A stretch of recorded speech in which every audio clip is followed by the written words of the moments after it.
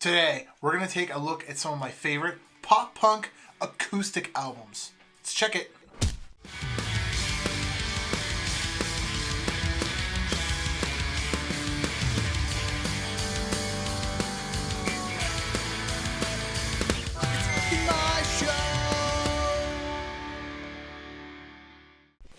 When bands, especially in the punk and metal genre, kind of dial it back a bit, and they lean on their good old-fashioned ballad or acoustic track to show some dynamics and some character for themselves as a band and individuals. Sometimes bands have such a great track on their record, or a list of great tracks in their roster, that they decide to make the original version into an acoustic adaptation. Bands like Nirvana and Kiss have even done the MTV's Unplugged sessions, where they were very stripped down versions of their former songs. Today we're going to take a look at some of my favorite full-fledged acoustic pop-punk records, excluding compilation albums like The Punk Goes Acoustic and that kind of stuff, although those songs are pretty great still on their own, but I want to look at full albums from bands. Yeah, so here we go. Let's get into it. First up, I want to talk about Grayscale. Their acoustic album was dropped smack dab in the middle of the pandemic and was originally released as 3 separate tracks, which later became the Live from the Barbershop Studios EP. The songs are officially titled as reworked rather than acoustic because they're just that. 3 reworked and stripped down variations of tracks from their 2019 album Nella Vita, which include the tracks Baby Blue, Painkiller Weather, and What's on Your Mind, along with the 3-song EP that's on Spotify and pretty much all streaming platforms. You can also find in-studio video versions of the tracks from the band's official YouTube channel. All 3 are amazing. Go look at it. It's just them in the studio recording the songs and playing them in live variations. Next up, we got Dashboard Confessional. In 2009, Dashboard Confessional released their studio album After the Ending, and shortly after that, they released the deluxe album to that record. Why does this matter at all? Well, because you won't find their acoustic album by itself unless you find the deluxe version of After the Ending, which is just that. In the regular album, there's 12 tracks, but in the deluxe version, there's 24. With each full band track having a completely stripped down acoustic counterpart to it at the end of the record. Though the Kings of Emo kind of do a pretty good job on their own of making songs emotionally charged and stripped down, something about an acoustic guitar and some strings with vocal harmonies just feels more emotional than the full band version sometimes, and Dashboard definitely does this. Songs like the title track After the Ending, heavily hard-hitting for the original version of the album, with hard-hitting drums, and it's cool to see how they've taken all of this away and stripped it down with just a few acoustic guitars, and even songs like Even Now, the song Even Now, which is essentially already an acoustic song, gets somehow even more stripped down. Next, we've got Angels and Airwaves. In 2017, Angels and Airwaves dropped a short 4-track EP, which was in celebration for the decade anniversary of their debut studio album, We Don't Need to Whisper. The acoustic EP featured the first 4 tracks from the aforementioned record, which included the tracks Valkyrie Missile, The Adventure, Distraction, and Do It For Me Now. Though the EP is kind of short and sweet, and I really wish they would have done songs like The War and The Gift and the other ones on there, it still sits at nearly 20 minutes long, with the songs having an even more slow and mellow vibe, if that's even possible. For Angels and Airwaves, since you already feel like you're in outer space when you're listening to their music. Now, for any fan of Angels and Airwaves, like myself, I do love to compare listening to the 2 versions back to back, and each song is kind of unique in their own way. I hope that Tom does something like this in the future with I Empire. That was a fantastic record as well. Hearing how they arranged these 4 tracks is just simply amazing. It's something that any pop punk acoustic fan can just enjoy. Next up has to be The Starting Line. Yeah, in 2003, The Starting Line dropped a short acoustic EP known as the Make Yourself at Home EP, which featured 6 tracks of new Starting Line songs and a very, very acoustic stripped down version of their smash hit, The Best of Me. The starting line has had a ton of great hits over the years. It would be amazing if they could drop a greatest hits, best hits acoustic album, and it's not like they're not doing anything, considering the band's still active, and recently released a live best of studio album in 2021, which featured literally their entire discography of greatest hits. It'd be cool to see an acoustic version of that as well. Next up, we're going to talk about the Wonder Years. More recently, this is one that's on the list. This one comes in a kind of a two-parter.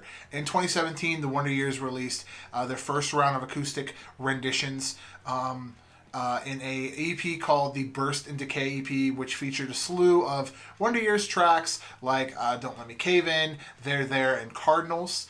And then smack dab in the middle of the pandemic, the band dropped a second version of that. It was the Burst in Decay EP Part 2.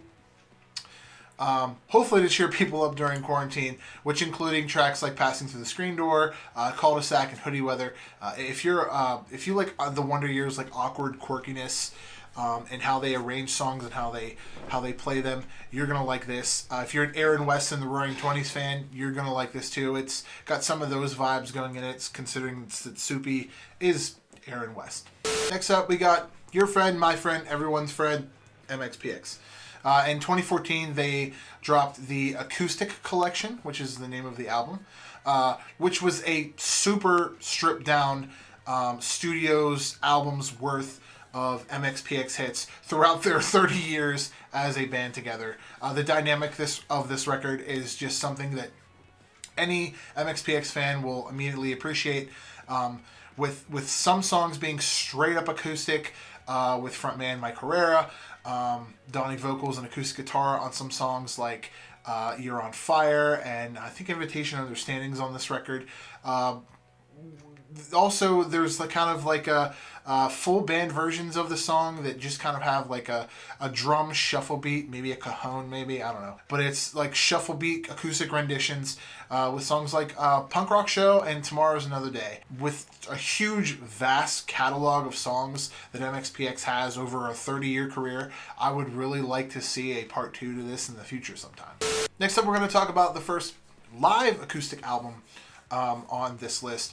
It's from The Used, which dropped not only an acoustic album, but an acoustic live album back in 2016 entitled Live and Acoustic at the Palace.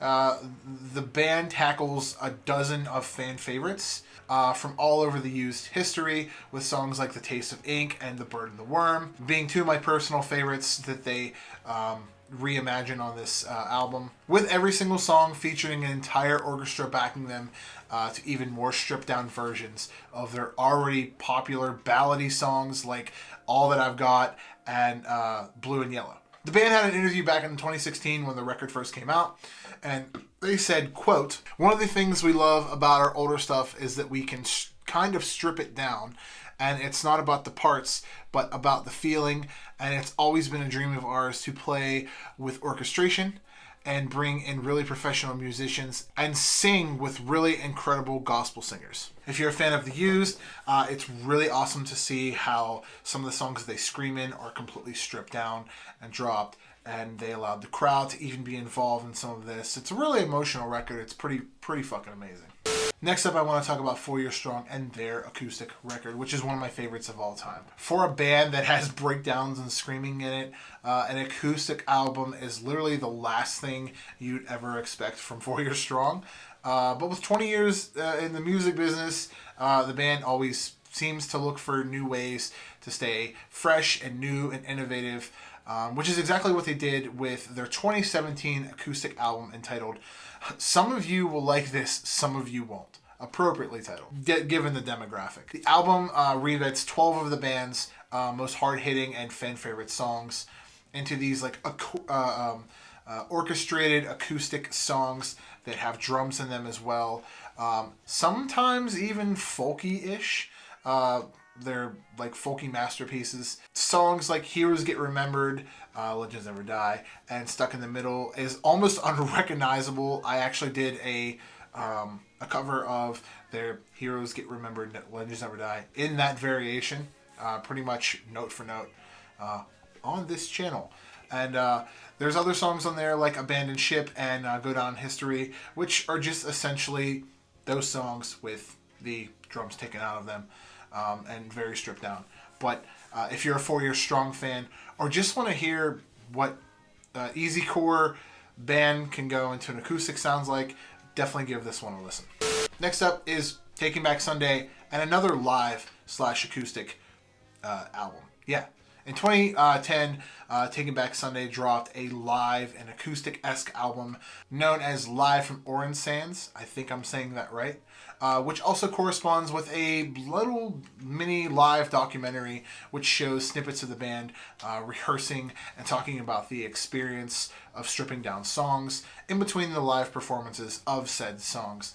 The album is essentially just a greatest hits record stripped down to a masterpiece featuring full-fledged orchestra behind them to boot.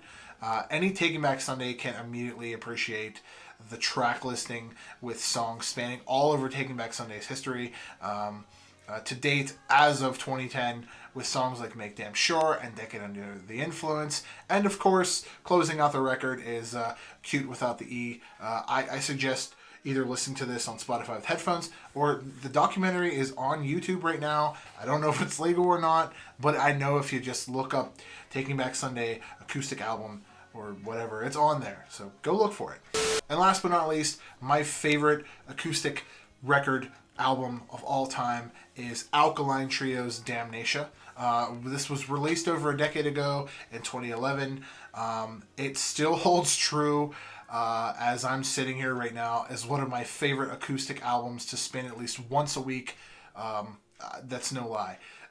The album is a non-stop 15-track hit banger that dials back Alkaline Trio's already classic songs like Nose Over Tail and Mercy Me, and of course Radio's got to be on there, without totally losing the songs as they are, but they're perfectly arranged.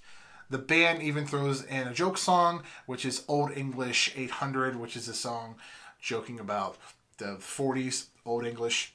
Yeah, and it breaks right into a Violent Femmes cover. If you haven't heard Damnation and you're new to the trio, then you definitely gotta listen to this one. And that's it, guys. I know that there's a poop ton more of records out there, acoustic records out there, but those are my top 10 favorites. I know there's a lot of like one-offs. Plus 44 has some cool acoustics. Of course, we got Neck Deep, and then songs from the, like I said before, the Punko's acoustic album. But yeah, if you have any actual full-fledged albums, leave them in the comments below. Maybe I'll do a part 2 to this. For now, we're going to roll the outro. Later. Hey guys, we're at that part of the video where you should like and subscribe. And after the video is over, comment on some stuff. What did you like? What did you not like? What should I do next? Something like that. There's more to this channel than just the whole YouTube thing. I post daily blogs on thepoppunkdad.com, which features daily reviews and interviews from awesome bands from around the globe. Head on over to the Pop Punk Dad merch shop where you can find cool things like that right there. It helps the channel out and it lets me know that you love me. I have a weekly podcast called the Pop Punk Dadcast, which is on Spotify, SoundCloud, and iTunes. Please subscribe. And hey, while you're at it, after this video, cruise on around and check out other content that tickles your fancy. Interviews with awesome bands, vlogs, cover songs, and more. You can check out all my socials, my IG, my FB, my Snapchat, and my Twitter at the Pop Punk Dad. And above all else, guys, stay pop punk. Later.